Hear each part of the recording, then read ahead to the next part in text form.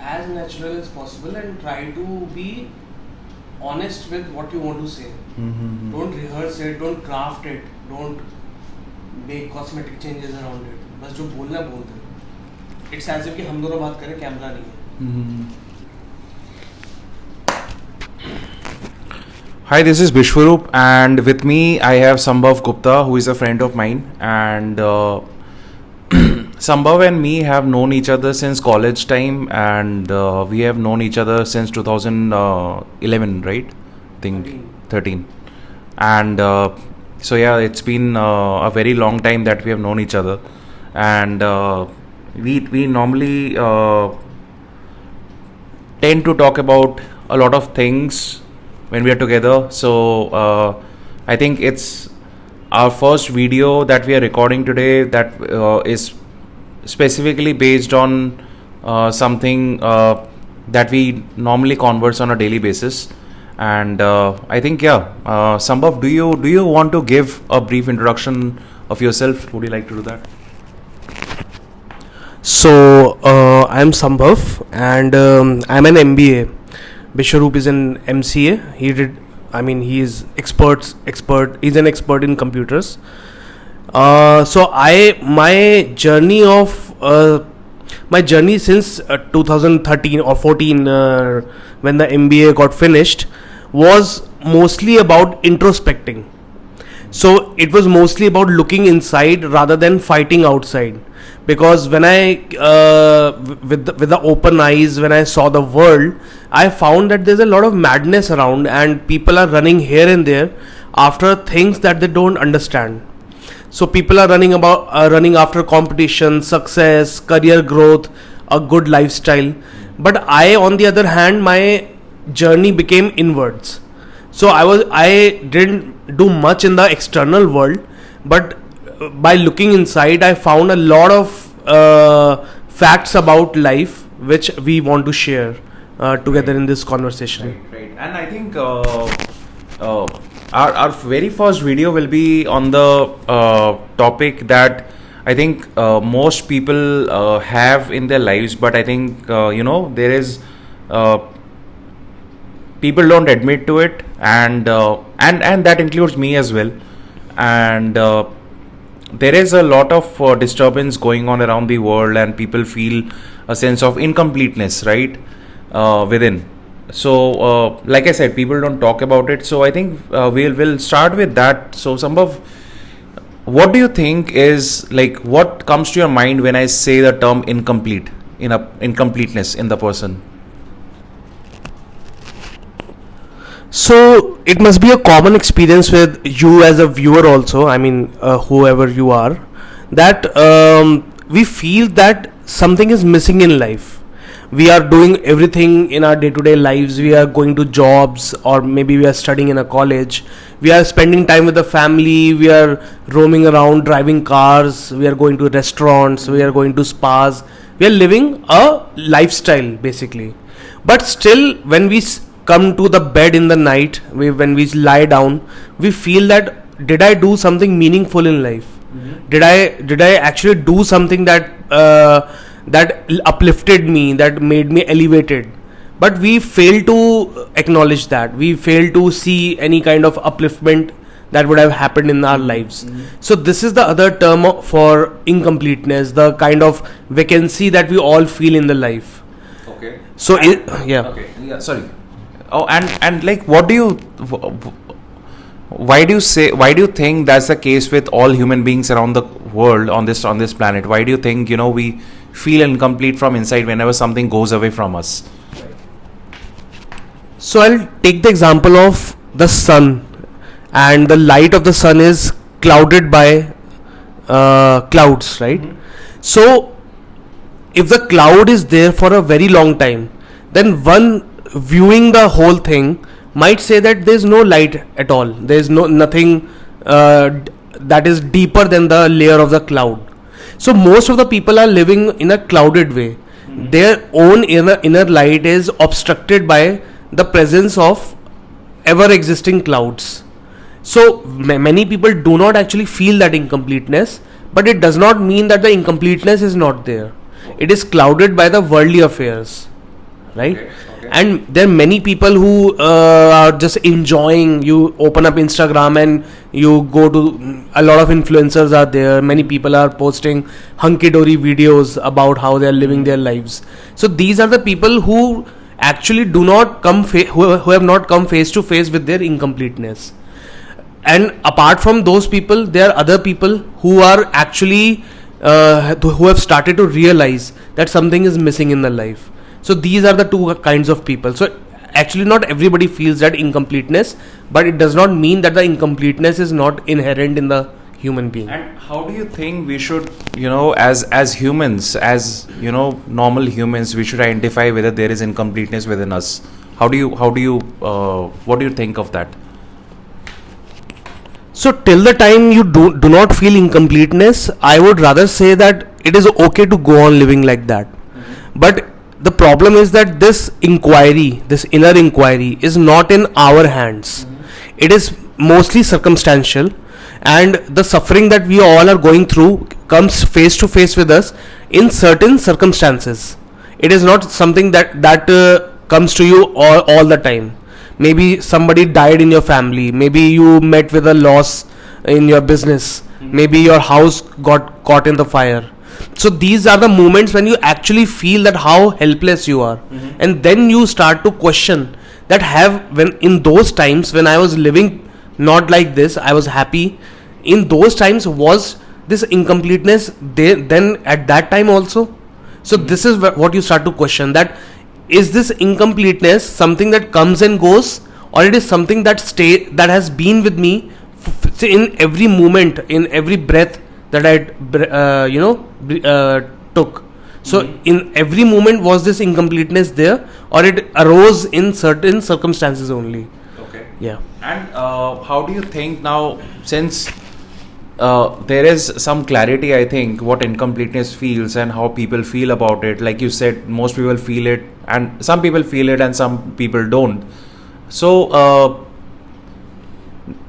what do you think, like when I ask this, how do you feel that, that incompleteness inside? So can you just brief about that? So this incompleteness that you feel is actually something that is born out of ignorance. When the person does not know the truth about anything, then he will always be surrounded by the false images. So this feeling of incompleteness is due to the ignorance. And what is this ignorance about? About our true nature, who we really are. We have misunderstood ourselves. We are not coming face to face with our reality, the higher reality that every human being is born with, the potential that the human being is born with.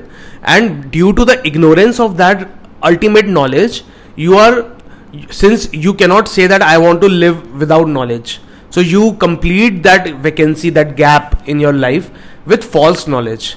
So what you collect from the society, from books, from media, from newspaper, all those things, these are just the patchwork that you are doing to fill the gaps in your being. Okay. And once you come face to face with the true knowledge, then it's like what do you say, there's a jigsaw puzzle and the final piece is placed and you see the complete picture. Right. So when you start to see the complete picture, then everything is acceptable. You go on reading newspaper, you go on collecting worldly knowledge, you go on to read about technical stuff, how things work, what are the phenomena that life has to offer. But that should happen only after you know who the accumulator of the knowledge is, who is the one accumulating the knowledge. Once you acknowledge the true self, once you know the reality of your being, then everything becomes like a game, it's a joyful thing. But till the time you do not know who you really are, till that time everything will seem like a burden. Okay. We'll come to that part where you said we need to realize who we are. But then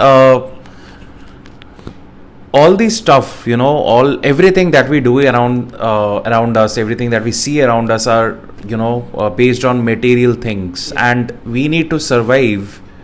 We need to do those materialistic things. We need to perform actions based on that to survive on this planet, right? So when you say that let's first realize who we truly are and then do all these things, so it's not that we are born with it, right? We identify ourselves first. No one. We as humans do not do that, not generally. So what do you think? Like how to approach this thing? So coming to the first thing that you mentioned, that it is required for the body to survive, and we have to live in this world. We need to satisfy our needs. So imagine that you have a car, right? Now this car has a utility that it will take you from point A to point B. It will take you distances. But what would happen if the person who owns the car, if you own the car and you start worshipping the car? You are not using the car, but you are worshipping the car. You are doing all sorts of paint job on the car. You are checking if the wheel alignment is okay, if everything is in place. But you are not driving the car. It's just placed in one place. Similar thing is happening with us due to ignorance, that we say that this body needs to survive, but the body, we have made the body the end all of everything, right? Okay. Body is there for you to take you higher, from the lowly needs to the higher needs. It should take you to in that direction. Kind of uplifting. Yeah. Right. It should uplift you. Your consciousness should be uplifted. You should feel the higher pleasures of life. But what would happen if this body is everything and all I do in the life is just to sustain the body? What good will it do to you? What purpose is it solving? Okay. You were born with a body, it matured, it grew, it matured, and then it died. Doesn't it seem pointless? Right. So this is seeming pointless because we do not know the higher dimensions. So yes, basic survival of the body is necessary, but that is it. It is just a need that we have. It is not our highest potential. It is not the highest that we can go to just by preserving body. Okay. The second thing that you mentioned is that can you just repeat the second part? The second thing is, how do we survive? How do you think we should actually survive with this? After we have realized and everything, how do you think we should survive? So I'll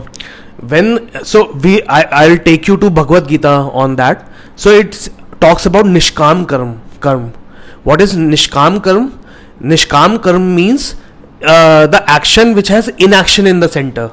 So once you're realized, once you have some sense of something higher than the body and the basic needs, then you work without a motive to attain something. Then it is just like a child playing in a playground. So, but the child does not have an intellect. That is why he is running here and there without any order. You will work within order. Don't think that you will run like a child in the playground. Right. You will work like a mature man, but with the childlikeness of that of a child, like which is not doing something in order to get something. Okay. So you will work with all your mind, you will work with all your intellect, you will use the knowledge that you have gathered, you know how the world works, you know everything. But at the core, you are not after anything, you are not after the results of the work. Okay. This is how you will work. That brings me to a point where it says that, where I see that you really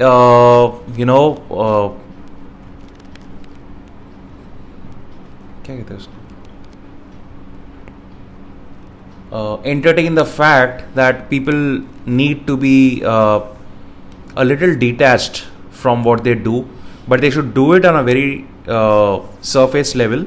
They should do it on a surface level, but not get attached to it. Right? That's how we perform.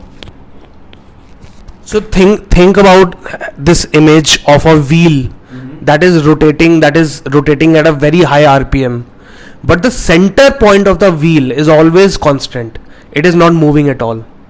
If you find that the centermost point is moving a bit, then it is not the centermost point. You go to with the highest precision, have a look at the centermost point of the wheel. Right. It is not moving.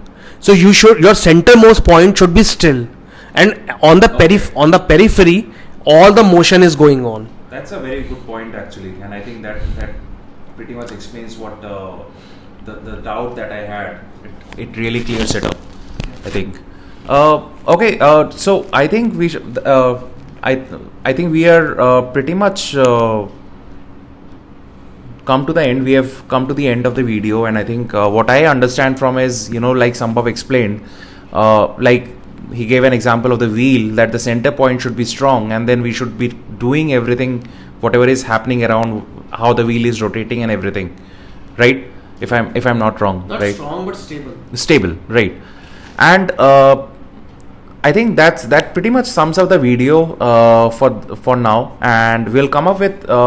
I see that Sambhav has talked about a lot of things in between when he was explaining things. So I have a lot of questions, and I am sure that you guys also have a lot of questions based on that, or the terms that Sambhav has used.